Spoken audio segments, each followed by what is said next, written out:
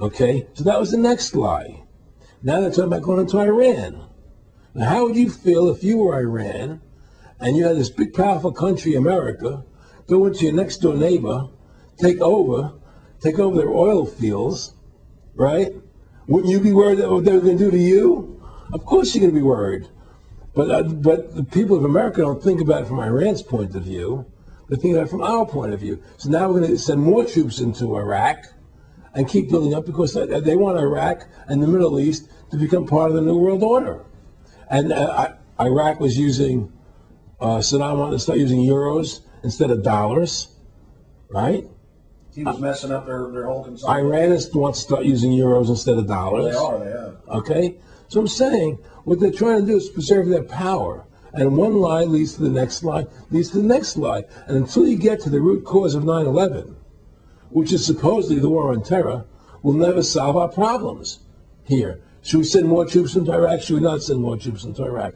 Well, the truth is, the fact is, that it all goes back to this war on terror. Where did 9/11 come from? That's the root cause of everything. And until we have a full investigation, find out why Building 7 fell down, why they shipped all the steel out of America so quickly, from the buildings, why all the things that don't make any sense about 9/11, until we find out why it really happened, we'll never understand why there's a war on terror. And we'll never be able to prove that the war on terror is a phony. Nick and I discussed many things. One of the things we discussed, or he brought up in conversation, was reducing world population, and felt that there were too many people in the world.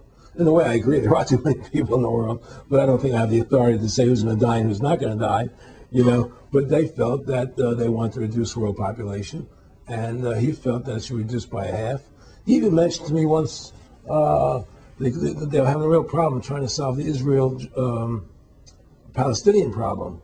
And he talked to me once about they were playing with the idea of bringing Israel to Arizona, and taking all the people from Israel and giving everybody $1 million and setting up Israel in the state of Arizona. Unbelievable.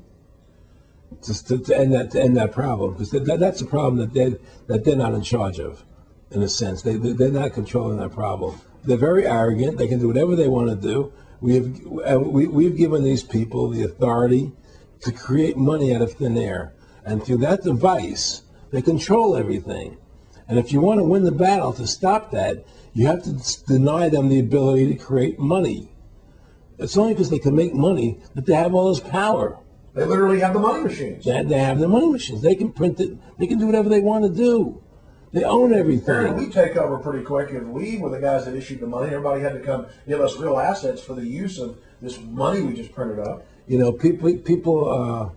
I tell people, why in the world does the American government borrow money from the banks when they have the ability to create it themselves without borrowing it and paying interest on it? Why? And nobody can answer that question. Not one politician ever raises that. Why does the American government borrow money when they can create it without paying interest? Well, we did create it up until 1913. And so people say, well, because if the American government does it, it'll create inflation.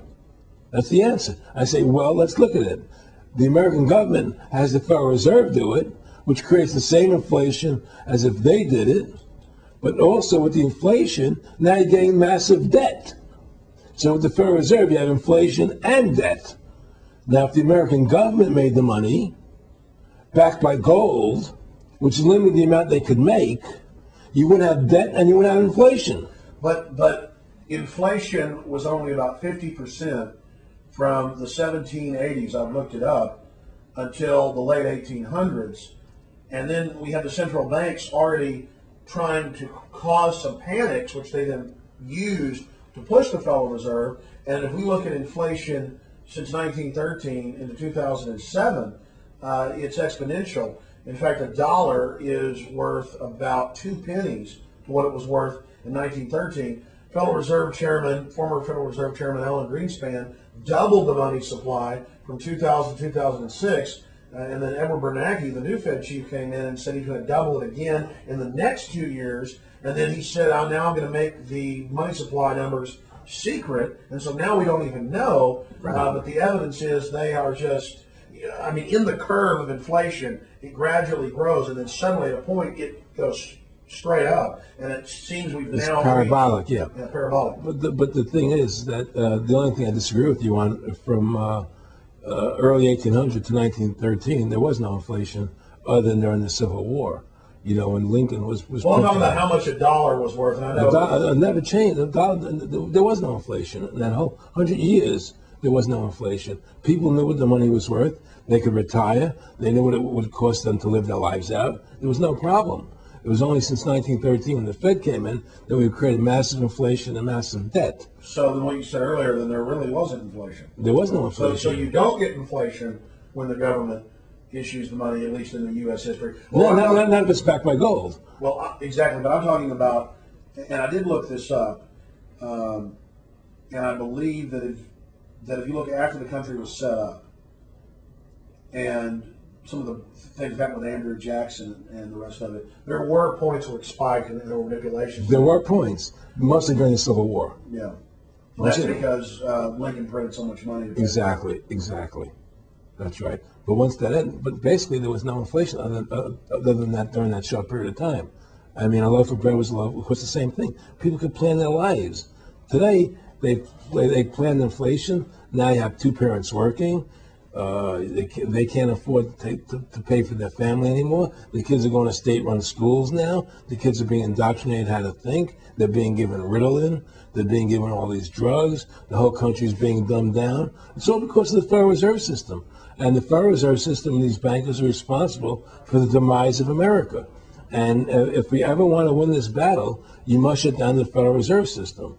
And we must shut down these bankers and restore sound money to this country. Will you talk a little bit about some of the families that own the private Federal Reserve, the stock in it? Obviously, you say you're not a big expert on Bilderberg Group, but you talk about how it's the same system worldwide. It is the same families. They meet and kind of set the policy each year, and then it goes to the Royal Institute of International Affairs in England, it goes to the CFR in the U.S., and then these are their management bodies where they wield control, really the de facto Congresses over the nation. So, I would like you to speak some about the families that own and run the Federal Reserve, and if you can't connect it into these other international bodies. Well, I can't speak to those families because I want to speak about what I know for fact. Everything else is speculation, and I don't like to speculate. I know about Rockefeller because I was friends with him. We talked about it, and I can tell you firsthand. What did Rockefeller tell you about the Federal Reserve and their family owning part of it? Well, he said the New York Fed is the main controlling interest of the Federal Reserve System. They control the bulk of it. So the New York Fed is really the Federal Reserve System. Even though there's 12 different banks, it's run by the New York Fed. And the New York Fed is basically the Federal Reserve System. So who's ever running the New York Fed is where, and the families that control it, control the New York Fed. And they're the main engine behind the Federal Reserve System. And that's a wing of the Bank of England.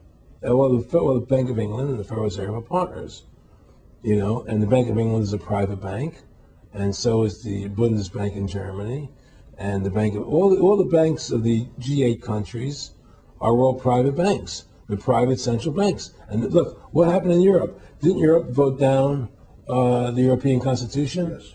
They're still doing it. Didn't they vote down the Euro? They're still doing it.